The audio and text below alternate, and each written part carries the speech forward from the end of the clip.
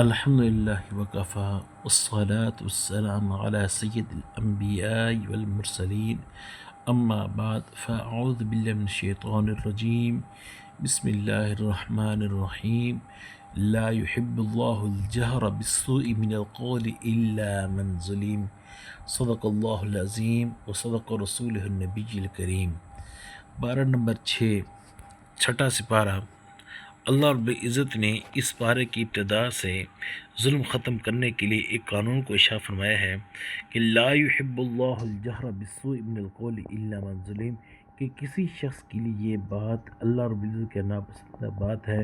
کہ وہ اپنی بات کو برے طریقے سے کہیں، ہاں مگر جس پر ظلم کیا گیا ہے۔ یعنی اگر کوئی شخص کسی پر ظلم کرتا ہے اور وہ ظالم کسی کو شکایت کرتا ہے یا عدالت میں جا کر قانونی چارہ جوئی کرتا ہے تو یہ عدل و انصاف ہے، جرائم اور ظلم کے بند ہونے کا سبب ہے۔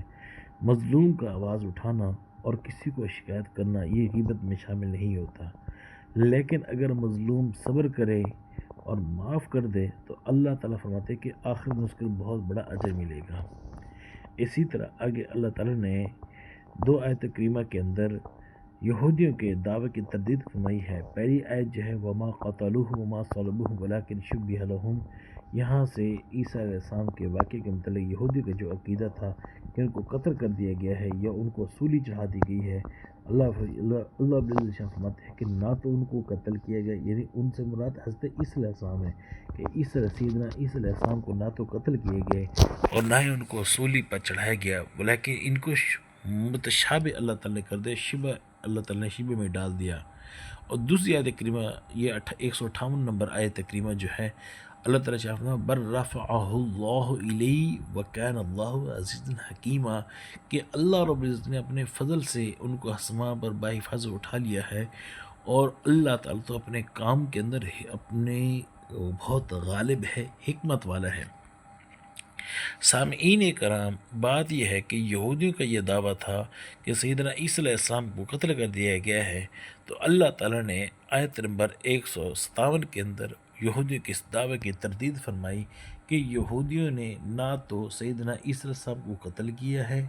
اور نہ ہی یہودیوں نے ان کو صلیب پر چڑھایا، بلکہ اگلی آیت میں اللہ تعالیٰ نے شاہ فرمایا کہ اللہ تعالیٰ نے انہیں باحفاظت بر رفعہ اللہ علیہ سے کیا مراد ہے کہ اللہ رب العزت نے ان کو باحفاظت آسمان پہ اٹھا لیا۔ اہل سنت والجماعت کے نزدیک قرب قیامت میں سیدنا عیسیٰ علیہ السلام کے نزول کا عقیدہ قطعی اور اجماعی ہے کہ وہ قیامت کے قریب وہ تشریف لائیں گے اور دجال کو دجال کو وہی قتل کریں گے۔ اور اسی طرح اگلی آیات کریمہ میں اگلے رکوع کے اندر اللہ رب العزت نے عیسائیوں کے عقیدے کی بھی نفی فرمائی ہے۔ عیسائی کہتے تھے کہ عیسیٰ علیہ السلام 3 میں سے تیسرا ہے، تو اللہ تعالیٰ شاہ وَلَا تَقُولُوا ثَلَاثَ انتہوا خَيْرٌ لَكُمْ، کہ تم اسے یہ مت کہو کہ وہ تیسرا ہے، بلکہ اس بات سے بچ جاؤ، یہ تمہارے لیے زیادہ بہتر ہے۔ عقائد کے اعتبار سے اگر آپ دیکھتے ہیں نصارہ یعنی عیسائیوں کو دیکھتے ہیں تو ان کے 3 فرقے تھے۔ ان سب کا ماننا یہ تھا کہ پہلی بات ہے کہ عیسیٰ السلام خود خدا ہیں، کوئی کہتا ہے کہ عیسیٰ السلام اللہ تعالیٰ کے بیٹے ہیں، کوئی کہتا ہے کہ عیسیٰ السلام 3 میں سے تیسرے ہیں، یعنی اللہ تعالیٰ، روح القدس اور سیدنا عیسیٰ علیہ السلام، یہ تینوں ملتے ہیں تو خدا بنتا ہے۔ تو اللہ رب العزت نے اس آیت کریمہ کے ذریعے ان کے عقیدہ تثلیث کی نفی فرمائی، تردید فرما دی کہ عیسیٰ علیہ السلام حضرت مریم علیہ السلام کے بطن مبارک سے پیدا شدہ ایک بشر، ایک انسان اور خدا کے سچے رسول ہے، اور جو بشر ہو، جو کھانے پینے کی حاجت رکھتا ہو، جو اس کو تمام چیزوں کی طلب ہو سکتے، احتیاجی ہو سکتی ہو، تو وہ کبھی خدا نہیں بن سکتا۔ اسی طرح آگے اللہ تعالیٰ نے کلالہ کے بارے میں تھوڑی تفصیل ذکر فرمائی ہے۔ کلالہ کیا تھا؟ اللہ تعالیٰ شاہ فرمائے یستفتونک فی الکلالہ او یستفتونک قل اللہ یفتیکم فی الکلالہ، کہ وہ آپ سے سوال کرتے کلالہ کے متعلق، آپ فرما دیجیے کہ ان قریب میں تمہیں کلالہ کے متعلق اشارہ فرماؤں گا۔ اب کلالہ کیا ہوتا ہے؟ یہ آخری آیت ہے اس کی سورۃ النساء کی۔ کلالہ وہ ہوتا ہے کہ کلال سے مراد کہ جس کی اولاد اور والدین نہ ہوں، تجہیز و تکفین قرض کی ادائیگی اور وصیت کے بعد کلالہ کی ایک بہن ہو تو اسے نصف اس کی ترکہ ملے گا، اور اگر ایک کی بجائے دو یا دو سے زیادہ ہوں تو پھر دو تہائی حصہ ملے گا، اور اگر کلالہ کا کوئی بھائی ہو تو ساری وراثت بہن بھائی دونوں میں ہو تو ساری وراثت اس کو ملے گی، اور اگر بہن اور بھائی دونوں ہوں تو مذکر کو مؤنث سے دگنا ملے گا۔ یہاں پر سورۃ النساء کا اختتام ہوا۔ آگے سورۃ المائدہ کی ابتدا ہے کہ سورۃ المائدہ کے اب سورۃ المائدہ کا نام مائدہ کیوں رکھا گیا؟ اس کی وجہ تسمیہ کیا ہے؟ سورۃ المائدہ میں مائدہ کا لفظ جو ہے عربی زبان میں مائدہ سے مراد دسترخوان ہوتا ہے۔ سیدنا عیسیٰ علیہ السلام نے اللہ تعالیٰ سے دعا مانگی تھی کہ اے اللہ، عید الاولین، ہم پر انزل علینا مائدۃ من السماء، عید الاولین، کہ اے اللہ ہم پر آسمان سے ایک مائدین دسترخوان نازل فرما جو ہم سب کے لیے عید کا باعث ہو۔ تو یہ دسترخوان کا یا آسمان سے جو دسترخوان نازل ہوتا، اس صورت کا نام سورۃ المائدہ رکھا گیا، اور اس صورت میں حلال اور حرام چیزوں تفصیل کا ذکر ہے اور مائدین اور اس دسترخوان کا ذکر ہے، اس لیے اس صورت کو سورۃ المائدہ کہا جاتا ہے۔ پہلی آیت کریم میں اللہ تعالیٰ شاف نے یا ایھا الذین آمنوا اوفوا بالعقود، آخر ختم تک یہ آیت ہے کہ اللہ تعالیٰ شاف فرماتے کہ اے ایمان والو، کہ تم جب تم کوئی عقد کر لو تو اس کو ضرور پورا کرو۔ ان سے مراد وہ معاہدات ہیں یا وہ معاہدہ ہے جو اللہ تعالیٰ نے اپنے بندوں سے ایمان و اطاعت کی متعلق لیے تھے، یا اس سے مراد وہ معاہدات ہیں جو لوگ آپس میں دوسرے سے اللہ کے نام پر کر لیا کرتے یا آپس میں کوئی معاملہ کرتے تھے، اس سے مراد وہ ہیں۔ تیسری آیت کریمہ میں اللہ بارشاہ فرماتے ہیں حرمت علیکم المیتۃ والدم ولحم الخنزیر وما اہل لغیر اللہ بہ والمنخنقۃ والموقوذۃ والمتردیۃ والنطیحۃ وما اکل السبع الا ما زکیتم، کہ اللہ رب العزت ارشاد فرماتے ہیں کہ تم پر حرام ہے مردار کا گوشت، اسی طرح اس کا خون، اسی طرح خنزیر کا گوشت، اور اسی طرح وہ گوشت جو غیر اللہ کے نام پر ذبح کیا جائے وہ تم پر حرام ہے، اور اسی طرح وہ جانور کہ جس کا گلا گھونٹ کر جس کا والمنخنقہ سے مراد کیا وہ جانور کہ جس کا گلا گھونٹ کر جس کو ہلاک کیا گیا ہو، اور اسی طرح والموقوذ سے مراد وہ جانور جو سخت ضرب کے ذریعے ہلاک کیا گیا ہو، اور متردیہ کہتے ہیں وہ جانور جس کو نیچے لڑکتا ہوا گرا کر مارا جائے وہ جانور، اور نتیحہ کہتے ہیں وہ جانور جو کسی ٹکر اور تصادم سے ہلاک ہو گیا ہو، وما اکل السبع، اور وہ جانور کہ جس کو مردار نے چیٹ پھاڑ دیا ہو، الا ما زکیتم، ہاں اگر وہ اس کے اندر جان تھی، تم نے جا کر اس پر تسبیح وغیرہ پڑھ لی تھی تب وہ حلال ہوگا، اس کے علاوہ کوئی حلال ہونے کی صورت نہیں ہے۔ یعنی اس آیت کریم میں اللہ رب العزت نے ان جانوروں کے خون اور گوشت کو بیان فرمایا ہے کہ جن کا کھانا جائز ہے، کہ جن کا کھانا ناجائز تھا، ٹھیک ہے، اس سے مراد وہ ہے کہ مردار ہو، بہنے والا خون ہو، یا خنزیر ہو، یا وہ جان جس پر غیر اللہ کا، یہ آخری ختم تک ابھی جو تفصیل ذکر کی ہے، یہ وہ جانور تھے کہ جن کا گوشت نہیں کھایا جا سکتا، حرام ہے، نہیں کھا سکتے۔ اسی طرح تکمیل دین کا پہلے چار کے علاوہ اگر کسی جانور کو زندہ حالت میں پا کر ذبح کر دیا جائے تو وہ حلال ہوگا۔ بہرحال یہ بات تھی۔ اللہ تعالیٰ نے سورۃ المائدہ کے تیسری آیت میں یہ ارشاد فرمایا الیوم اکملت لکم دینکم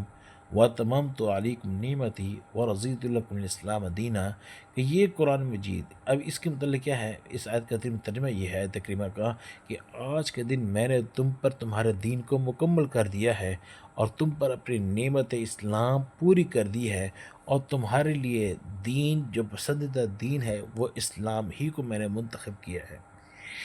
قرآن مجید کی آیات کے یا احکام کے اعتبار سے نازل ہونے والی یہ سب سے آخری آیت ہے۔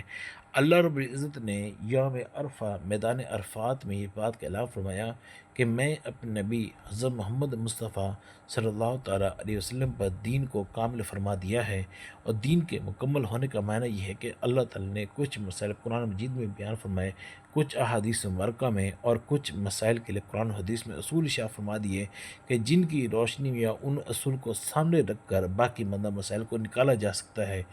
ان مسائل کو نکال کر دینے کے لیے اللہ نے امت کو فقہا کی عظیم نعمت اللہ تعالیٰ نے شائع فرمائی، نعمت نصیب فرمائی۔ اسی طرح سورۃ المائدہ کی آیت نمبر 5 میں اللہ رب العزت نے اہل کتاب کے ذبیحہ کو حکم شاہ فرمایا، چنانچہ شاہ فرماتے ہیں کہ وَطَعَامُ الَّذِينَ أُوتُوا الْكِتَابَ حِلٌّ لَكُمْ، کہ اہل کتاب جو ذبیحہ تمہارے پاس لے کے آتے ہیں وہ تم پر حلال ہے، وَطَعَامُكُمْ حِلٌّ لَهُمْ، اور تم اگر ان کو کھانا پینے کے لیے کچھ چیز دیتے ہو تو وہ بھی تم پر حلال ہے۔ اور اسی طرح والمحصنات من المؤمنات والمحصنات من الذین اوتوا الکتاب من قبلکم، کہ وہ پاکیزہ پاک دامن عورتیں جو مومنات میں سے ہیں وہ اگر دیتے تب بھی تو وہ بھی تم پہ حلال ہیں، اور ان لوگ اہل کتاب کی پاک دامن عورتیں جو تم کو اگر کھانے پینے یا ذبیحہ کچھ دے تو وہ بھی تم پہ حلال ہیں، اور ان سے پہلے بھی۔ ٹھیک ہے، یہاں پر اس آیت کریمہ میں طعام سے مراد ذبیحہ ہے۔ اہل کتاب کا ذبیحہ مسلمانوں کے حلال ہے، مسلمانوں کا ذبیحہ اہل کتاب کے حلال ہے۔ یہاں اہل کتاب سے کون سے اہل کتاب مراد ہے؟ پہلی بات یہ کہ اہل کتاب سے مراد وہ لوگ ہیں جو کسی ایسی آسمانی کتاب پہ ایمان رکھتے ہو کہ جس کی قرآن و سنت یا قرآن حدیث کے اندر تصدیق کی گئی، مثلا 4 کتابیں اور صحف ابراہیم اور موسیٰ علیہ السلام، ٹھیک ہے، یعنی تورات، انجیل، زبور اور قرآن مجید، اور اسی طرح صحف ابراہیم یعنی وہ صحیفے جو سیدنا ابراہیم علیہ السلام کے پاس تھے، اور اسی طرح وہ صحیفے جو سیدنا موسیٰ علیہ السلام کے پاس تھے، لہذا یہود و نصارہ اہل کتاب ہیں۔ اسی طرح سورۃ المائدہ کی 8ویں آیت میں اللہ تعالیٰ شاہ فرماتے ہیں یا ایھا الذین آمنوا کونوا قوامین للہ شہداء بالقسط، اے ایمان والو تم اللہ کے لیے مضبوط بن جاؤ، عدل انصاف کرنے والے بن جاؤ۔ اللہ تعالیٰ نے مسلمانوں کو عدل انصاف کرنے کو حکم شاہ فرمایا کہ دوستوں کو سے معاملات ہوں یا بھی یا دشمنوں سے معاملات ہوں، عدل انصاف کے حکم پر تم قائم رہنا۔ اب نہ تو کسی تعلق کی بنا پر اس میں کمزوری ہے اور نہ کسی سے دشمنی عداوت کی وجہ سے اس میں کمزوری ہے۔ اسی طرح 18ویں آیت کے اندر اللہ تعالیٰ شاہ فرمایا وقالت الیہود والنصارى نحن ابناء اللہ واحباؤہ، کہ یہاں اس آیت کے شاہ فرماتے ہیں اللہ تعالیٰ کہ یہودی اور عیسائی آپس میں کہنے لگے کہ ہم تو اللہ کے بیٹے اور اس کے پسندیدہ ہیں۔ اب چونکہ اس بات سے اللہ رب العزت جو ہے ان یہودیوں کے اور عیسائی کے دعوے کی نفی فرما رہے ہیں۔ اللہ تعالیٰ شاہ فرماتے ہیں کہ یہودی اور نصاروں کا دعویٰ یہ تھا کہ اللہ کے بیٹے اس کے محبوب ہیں، چونکہ ہم اب کس وجہ سے اس کے بیٹے اور اس کے محبوب ہیں؟ وجہ اللہ تعالیٰ نے ذکر کی کہ وہ یہودی کہتے تھے کہ ہم چونکہ انبیاء کرام کی اولاد میں سے ہیں، اس لیے ہم اگر کوئی گناہ بھی کریں گے تو بھی اللہ تو اس پر ناراضگی کی اظہار نہیں فرمائیں گے۔ اب اللہ فرماتے ہیں کہ ان کے پاس ان کے اس دعوے کو باطل کرنے کے لیے کوئی دلیل ان کے پاس نہیں تھی۔ اللہ شاہ فرماتے ہیں کہ نبی کریم صلی اللہ علیہ وسلم کو اللہ تعالیٰ نے خطاب کیا کہ آپ ان سے پوچھیں کہ چلو اگر اللہ تعالیٰ تمہیں واقعی عذاب نہیں دے گا اور تمہیں آخر میں عذاب اللہ تعالیٰ کیوں دیں گے؟ تو سورہ بقرہ میں اللہ تعالیٰ نے یہودیوں کو مذکور شاہ فرمایا کہ اگر ہمیں عذاب ہو تو بھی گنتی کے دن ہوں گے۔ تو جب تمہیں خود بھی اقرار ہے تو کوئی باپ اپنے بیٹی یا بہو کو عذاب دیا کرتا ہے، حالانکہ اللہ نے تم کو پھر بھی عذاب دینا ہے، ٹھیک ہے۔ اور اسی طرح آیت نمبر 27 کے اندر اللہ تعالیٰ نے حابیل اور قابیل کے واقعے کو ذکر کیا ہے وَاتْلُ عَلَيْهِمْ نَبَأَ ابْنَيْ آدَمَ بِالْحَقِّ اذ قربا قربانا فتقبل من احدهما ولم يتقبل من الاخر، کہ اللہ تعالیٰ وَاتْلُ عَلَيْهِمْ نَبَأَ ابْنَيْ آدَمَ بِالْحَقِّ، کہ اے پیغمبر صلی اللہ تعالیٰ علیہ وسلم آپ ان پر آدم علیہ السلام کے 2 بیٹوں کا ذکر انصاف کے ساتھ شاہ فرمائیں۔ یہاں پر سیدنا آدم علیہ السلام کے 2 بیٹے حضرت حابیل اور قابیل کا ذکر ہے۔ آدم علیہ السلام اور حضرت حوا اما حوا، جب اس میں آدم علیہ السلام اور حضرت حوا جب دنیا میں آئے تو اولاد کا سلسلہ شروع ہوا، ہر عمل سے جڑواں اولاد پیدا ہوتی تھی، ایک لڑکا اور ایک لڑکی، پھر ان کا آپس میں نکاح نہیں ہو سکتا تھا کیونکہ یہ حقیقی بہن بھائی سمجھے جاتے تھے۔ دوسرے عمل سے پیدا ہونے والے لڑکے سے اس لڑکی کا نکاح جائز تھا۔ قابیل کے ساتھ جو لڑکی پیدا ہوئی بہت خوبصورت تھی اور حابیل کے ساتھ جو لڑکی پیدا ہوئی وہ کم خوبصورت تھی، اس وجہ قابیل حابیل کا دشمن ہو گیا اور وہ چاہتا تھا کہ جو لڑکی میرے سے پیدا ہوئی ہے وہی میرے نکاح میں دی جائے۔ آدم علیہ السلام کی شریعت کے مطابق ان کا آپس میں نکاح ناجائز تھا، نہیں ہو سکتا تھا، چنانچہ سیدنا آدم علیہ السلام نے اس اختلاف کو ختم کرنے کے لیے شاہ فرمایا کہ تم دونوں قربانی کرو، جس کی قربانی اللہ رب العزت کے قبول ہو جائے گی تو یہ لڑکی اسی کو دی جائے گی۔ چنانچہ حابیل کی قربانی قبول ہو گئی اور قابیل کی قربانی قبول نہ ہوئی۔ اس بات سے قابیل کو زیادہ غصہ آیا اور اس نے حابیل کو قتل کر دیا۔ پھر آگے اللہ تعالیٰ نے اگلے رکوع کے اندر اللہ تعالیٰ نے باغیوں یا ڈاکوؤں کے متعلق اس سزا کو ذکر کیا ہے۔ انما جزاء الذین یحاربون اللہ ورسولہ ویسعون فی الارض فسادا ان یقتلوا او یصلبوا او تقطع ایدیہم وارجلہم من خلاف او ینفوا من الارض، کہ ان لوگوں کا بدلہ، ان لوگوں کی سزا جو اللہ اور اس کے رسول کے ساتھ لڑائی یا جھگڑا کرتے ہیں یا وہ جنگ کرتے ہیں اور زمین پر فساد مچاتے ہیں، اور کہ یہ ہے کہ سزا کیا ہے، ان یقتلوا، کہ ان کو قتل کر دو، او یصلب، یا ان کو سولی لٹکا دو، انہیں پھانسی دے دو، او تقطع ایدیہم وارجلہم من خلاف، یا ان کے ہاتھ اور پاؤں کو ان کے خلاف سے کاٹ دو، اور ینفع من الارض، یا ان کو در بدر کر دو یا جلا وطن کر دو۔ یہاں اس آیت کریمہ سے اللہ رب العزت نے باغیوں اور اسی طرح ڈاکوں کی سزا کو بیان کیا ہے کہ اس سزا کا بنیادی مقصد جرائم کو ختم کرنا ہے۔ اس کی 4 صورتیں ہیں کہ ان کو قتل کر دیا جائے، نمبر 1، یا ان کو سولی پر لٹکا دی، نمبر 2، نمبر 3 یہ تھا کہ ان کے ہاتھ اور پاؤں کو مختلف جہاں سے کاٹ دیا جائے، نمبر 4 یہ تھا جلا وطن کیا جائے۔ تھوڑی سی تفصیل آپ کے سامنے بیان کروں گا کہ ڈاکو نے دارالاسلام کے کسی مسلمان یا غیر مسلم کو قتل کیا، مال نہیں لوٹا تو ان کی سزا صرف قتل ہے، اور اگر کسی کو قتل بھی کیا، مال بھی لوٹا، تو زندہ سولی پر لٹکا کر نیز سے پیٹ کو چاک کریں گے۔ اگر صرف مال لوٹا تھا تو اب مخالف جانے سے ہاتھ پاؤں کاٹے جائیں گے، اور اگر قتل بھی نہیں کیا، مال بھی نہیں لوٹا، تو ان کو زمین سے نکال دیا جائے، یعنی جلا وطن کر دیا جائے۔ اور اسی طرح اگلی آیت کریمہ میں اللہ رب العزت نے چور کی سزا کو بیان فرمایا ہے، والسارق والسارقۃ فاقطعوا ایدیہما جزاء بما کسبا نکالا من اللہ، کہ چور اور چورنی اگر جب وہ چوری کرتے ہیں تو اور چوری کرتے پکڑے جائے تو ان کے ہاتھوں کو کاٹ دو، اور یہ بدلہ ہے اس چیز کا جو انہوں نے جو اللہ تعالیٰ کے مال کو چوری کرنے میں صرف کیا۔ کہ اگر کوئی شخص کسی دوسرے کا مال کسی محفوظ جگہ سے بغیر اس کی اجازت کے چھپا کر یا چھپ کر لے لے تو اس کو چوری بولتے ہیں۔ قرآن کریم میں عموماً خطاب مردوں کو ہوتا ہے، عورتیں ضمناً یا طبعاً اس میں شامل ہوتے ہیں، لیکن یہاں حد کے معاملات میں اللہ رب العزت نے عورتوں کا ذکر بھی صراحتاً فرمایا، کیونکہ حدود شبہات سے ساقط ہو جاتی ہیں۔ چور اب چور چاہے مرد ہو یا پھر عورت ہو، اگر مال مسروقہ کا نصاب پورا ہو رہا ہو تو ہاتھ کاٹا جائے گا۔ اسی طرح اگلی آیت میں اللہ رب العزت نے منافقین کے بارے میں یہ بات ذکر کی، یہود نصارہ منافقین تذکرہ شاف میں ہے، یا ایھا الرسول لا يحزنك الذين يسارعون في الكفر، اے پیغمبر صلی اللہ علیہ وسلم، کہ آپ کو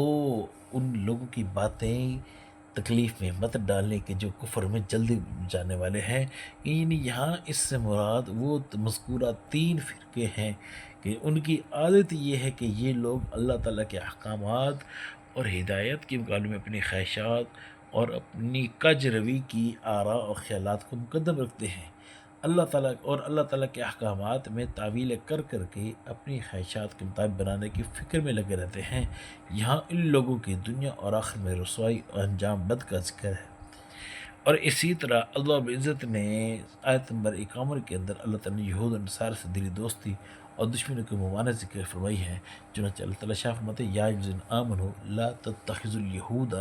والنصارى اولیاء بعضهم اولیاء بعض، کہ اے ایمان والو کہ تم یہودیوں اور عیسائیوں کو اپنا دوست مت بناؤ، جس طرح کہ تم آپس میں دوسرے کو دوست، تم میں سے بعض کو دوست بناتے ہیں۔ یعنی کہ یہود و نصارہ سے دلی دوستی رکھنے سے اللہ تعالیٰ نے منع فرما دیا ہے کہ یہ تمہارے سے مخلص نہیں ہیں، ان سے دوستی رکھنے میں نقصانات ہی نقصانات ہیں، اس لیے کہ تمہارا یارانہ صرف مسلمانوں سے ہونا چاہیے۔ اور یہی دستور یہود و نصارہ کا بھی ہے کہ وہ اپنی قوم کے علاوہ کسی اور سے دلی دوستی کرتے ہی نہیں ہیں۔ اب اگر اس قرآنی حکم کے باوجود بھی کوئی مسلمان یہود و نصارہ سے دلی دوستی کرے گا تو وہ بھی اسی قوم کا فرد کہلائے گا۔ سامعین کرام، آگے اللہ تعالیٰ نے آیت نمبر 54 کے اندر اللہ تعالیٰ نے مرتدین اور مخلصین کا تذکرہ فرمایا ہے۔ چنانچہ اللہ تعالیٰ شاہ فرماتے ہیں، مرتد کی سزا کو بیان فرماتے ہیں کہ یا ایھا الذین آمنوا من یرتد منکم عن دینہ فسوف یأتی اللہ بقوم یحبہم ویحبون، اے ایمان والو، جو شخص تم میں سے مرتد ہو جائے اپنے دین سے، یعنی اپنے دین سے منہ موڑ لے، تو ان قریب اللہ تعالیٰ ایسی قوم کو لائے گا کہ جو اللہ تعالیٰ سے محبت کرے گا اور اللہ تعالیٰ ان سے محبت کرے گا۔ اگر مسلمانوں میں کچھ لوگ مرتد بھی ہو جائے تو دین اسلام کو اس سے کوئی نقصان نہیں پہنچے گا، کیونکہ اللہ تعالیٰ تمہارے محتاج نہیں ہے۔ کہ اگر تم اللہ کے دین کو سنبھالو گے تو یہ تمہاری دنیا اور آخرت کے لیے اچھا ہوگا، اور اگر تم خدا کے مقابلے میں اپنی مرضی چلاؤ گے اور خدا کے دین کی حفاظت اور دعوت تبلیغ کا خدمت انجام نہیں دو گے تو اللہ تعالیٰ تمہاری جگہ کسی دوسری قوم یا دوسری جماعت کو لے کے آئیں گے جو اپنے اخلاق اور اعمال میں اعلیٰ ہوں گے۔ پھر اللہ تعالیٰ ان نئے لوگوں سے پیار کریں گے اور وہ اللہ تعالیٰ سے پیار کریں گے، اللہ تعالیٰ کے راستے میں جہاد کریں گے اور کسی ملامت کرنے والے کی ملامت کی ذرا بھی پرواہ نہیں کریں گے۔ اسی طرح آیت نمبر 67 کے اندر اللہ تعالیٰ نے دین اسلام کی تبلیغ کے متعلق ایک ضابطہ ذکر فرمایا ہے۔ چنانچہ ارشاد فرمایا، یا ایھا الرسول بلغ ما انزل الیک من ربک، اے پیغمبر صلی اللہ تعالیٰ علیہ وسلم، آپ اس چیز کی تبلیغ کیجئے جو آپ کی طرف سے، آپ کے رب کی طرف سے، جو آپ کی طرف آپ کے رب نے نازل فرمایا ہے۔ نبی کریم صلی اللہ تعالیٰ علیہ وسلم کو اللہ نے تبلیغ کو تاکید فرمائی ہے اور ساتھ ساتھ تسلی بھی آپ کو دی ہے کہ جو کچھ آپ پر نازل کیا گیا ہے وہ سب بغیر کسی جھجک اور روک ٹوک کے لوگوں تک پہنچا دیں۔ کوئی برا مانے یا بھلا مانے یا مخالفت کرے یا اس کو قبول کرے تو آپ صلی اللہ علیہ وسلم کسی پرواہ نہ کریں۔ اور پھر آگے اللہ تعالیٰ نے تسلی بھی دی کہ تبلیغ دین میں کفار آپ کا کچھ نہیں بگاڑ سکیں گے۔ یہی وجہ ہے کہ رسول اللہ صلی اللہ تعالیٰ علیہ وسلم نے پوری زندگی اس فریضے کی ادائیگی میں اپنی پوری ہمت اور قوت صرف فرمائی۔ اسی طرح سامعین کرام، آگے اللہ تعالیٰ نے 82ویں آیت کے اندر اللہ تعالیٰ نے یہود مشرکین مکہ اور نصارہ کے دشمن کو بیان فرمایا ہے۔ اللہ تعالیٰ فرمایا، لَتَجِدَنَّ أَشَدَّ النَّاسِ عَدَاوَةً لِلَّذِينَ آمَنُوا الْيَهُودَ وَالَّذِينَ أَشْرَكُوا وَلَتَجِدَنَّ أَقْرَبَهُمْ مَوَدَّةً لِلَّذِينَ آمَنُوا الَّذِينَ قَالُوا إِنَّا نَصَارَىٰ، ختم تک یہ آیت ہے کہ ان قریب وہ لوگ کہ جو آپس میں محبت رکھتے ہیں، ان قریب ان کی محبت عداوت میں بدلنے والی ہے۔ للذین آمنوا الیہود والنصارى، اب اس آخر میں یہ بات اشارہ ہے کہ دیکھو تمہارے دشمن یہود بھی ہیں، مشرکین بھی ہیں، نصارہ بھی ہیں، تینوں تمہارے مخالف ہیں، لیکن ان تینوں میں سے یہود مشرکین مسلمانوں سے نفرت، دشمنی اور کینہ زیادہ رکھتے ہیں اور ایسے یہودی کے نسبت نرم دل ہیں۔ تو اللہ تعالیٰ کی بات برحق ہے، جو اللہ تعالیٰ شاہ وہ 100% درست شاید ہے کہ جب یہودی اور نصارہ ہمارا دشمن ہے تو ہمیں بھی اس بات کا اہتمام کرنا چاہیے، ہم بھی انہیں اپنے دشمن سمجھیں، خیر خامد سمجھیں۔ یہاں دیکھیں اللہ رب العزت کے کلام اللہ کا ایک لفظ سچا ہے۔ اللہ تعالیٰ نے اپنے پیغمبر حضرت محمد مصطفیٰ صلی اللہ تعالیٰ علیہ وسلم کو قرآن کریم کی سورۃ بقرہ میں شاہ فرمایا، وَلَن تَرْضَىٰ عَنْكَ الْيَهُودَ وَلَا النَّصَارَىٰ حَتَّىٰ تَتَّبِعَ مِلَّتَهُمْ، کہ اے پیغمبر صلی اللہ تعالیٰ علیہ وسلم، آپ سے یہودی کبھی بھی خوش نہیں ہو سکتے یہاں تک کہ آپ ان کے ملت کی، آپ ان کے دین کو پہچاننے والے، اس کی اتباع کرنے والے نہ بن جائیں۔ ٹھیک ہے، اللہ عیاذ باللہ، اور ایسا کبھی ہو کر ہی اللہ تعالیٰ ہمیں حضور اقدس صلی اللہ تعالیٰ وسلم کا سچا امتی بنائے اور شیر کا زندگی گزارنے کی توفیق عطا فرمائے۔ وآخر دعوانا ان الحمد للہ رب العالمین۔